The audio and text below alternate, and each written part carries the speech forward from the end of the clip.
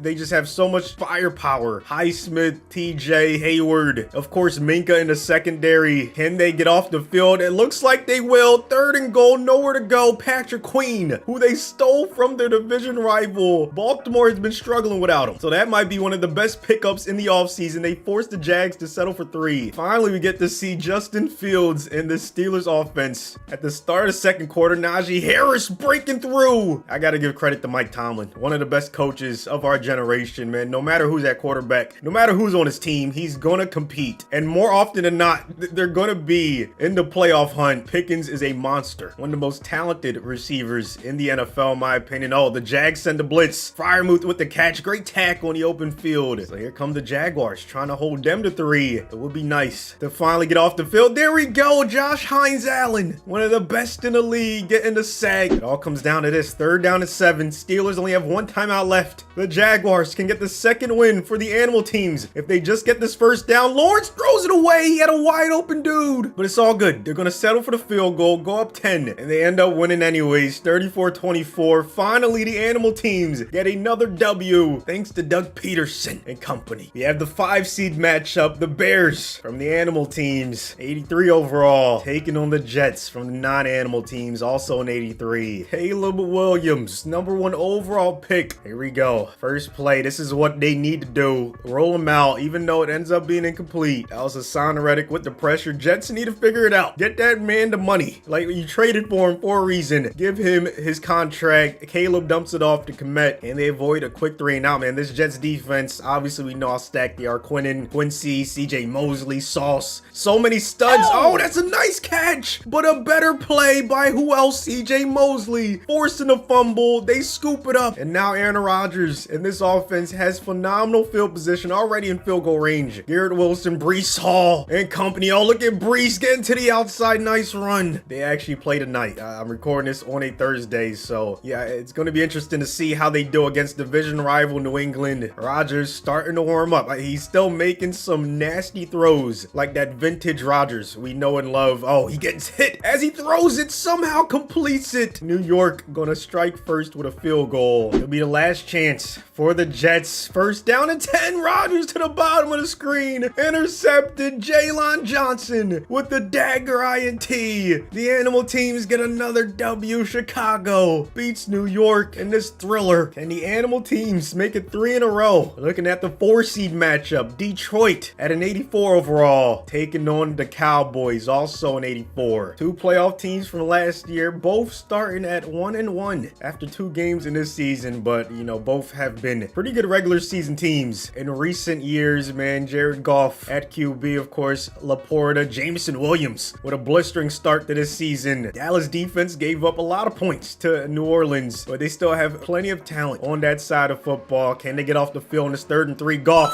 downfield. go. Jameson Williams, just as I was talking about him. Gonna take it to the crib. Too much speed. Not to be nasty. Animal teams looking good so far in this one. Here comes Dak Prescott. And this Cowboys offense, CeeDee Lamb should be getting double teamed every play. It follows the defense. That's what I'll do. Zeke Elliott with the catch right there. But yeah, Ferguson might be the second best receiving option on this Cowboys offense. If not him, Brandon Cooks. But they might need to make a move at wide receiver. Let's see where he decides to go on his 3rd and 6. Hutchinson trying to get to the quarterback. They only cover him with 1 tackle, and it ends up not working out. Zeke can't get the first. Stands alone with the tackle. Quick 3 and out. See if the Lions can hold on to the lead. 14-0. Biggest lead I've seen from an animal team in a while. 21-7. 28-10. Detroit killing it so far. Oh, wait a minute. 18 seconds left. No timeouts for Dak to try to tie this one up. A sack pretty much ends it. So does a tackle inbound. Zeke with the catch. And they're not going to get another playoff. 3 in a row for the animal teams. The Lions win this one. 3 matchups left. We have the 3rd seed Dolphins at an 84 overall. Taking on the 3rd seed Browns at an 86 overall. How do you not feel bad for Tua, man? He's just very unlucky. Okay, he also is a little bit at fault. Like, he should not have led with his helmet. Like, I really wish he just slid on that play and just played smarter. You know, hopefully he comes back healthy and never gets another concussion in his career, man. Raheem Mostert, oh, he's gonna cough it up. Only 2 plays from this offense and they've already turned it over. Newsome recovers it. Tyreek Waddle, John New, they're just gonna have to wait until they get the ball back. Didn't even get a chance to mention Devon Achane. They also picked up Snoop Huntley, formerly known as Tyler. You have Skylar Thompson. It remains to be seen what else they do at quarterback. A nice pass by Watson, who had a nice bounce back game in week number 2. I don't know why they don't run with Jerome Ford more often. I think he's better than Deontay Foreman. Oh, nice catch for the first down, Jerry Jeudy. And you can see Nick Chubb in the backfield. They should be getting him during the season at some point. But yeah, Watson just has to be smart with the football as he almost throws an interception to Jalen Phillips. Like, you have such a good roster around you. If you can just be average, I think the Browns can make some noise in the playoffs. I really do. But he has to take care of the football, play smart football. There we go. Dump it off. Let your playmakers make plays. Amari Cooper with the first down. 4th and inches from the 1 with Nick Chubb, and they're going to opt to kick the field goal. We'll see if that comes back to haunt them later in this one. This one's looking good for the animal teams. Will it be 4 in a row? Still 11 points separate them, and that's the final score. 24-13. McDaniel's happy. The Dolphins come out on top in this one. The 2 seed matchup, we have the Ravens from the animal teams, 85 overall, taking on the 49ers, 88 overall. Matchup between 2 contenders right now. Their season's not off to the best start. Ravens 0-2, might be the most shocking record around the league, but I expect them to bounce back and make a playoff push as well. The Niners with so many injuries. McCaffrey on IR. Prayers to anyone that had the 1st overall pick in fantasy. You have Debo, who's injured now. I'm sure I'm forgetting some other players, but